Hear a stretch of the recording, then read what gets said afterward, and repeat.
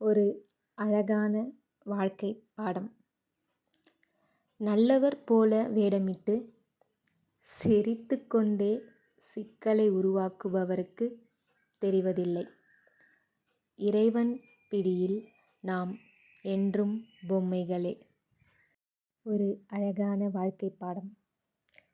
நல்லவர்கள் மகிழ்ச்சியை தருகிறார்கள், கெட்டவர்கள் அனுபவங்களை தருகிறார்கள், மோசமானவர்கள் பாடம் கற்பிக்கிறார்கள், சிறந்தவர்கள் நினைவுகளை தருகிறார்கள்.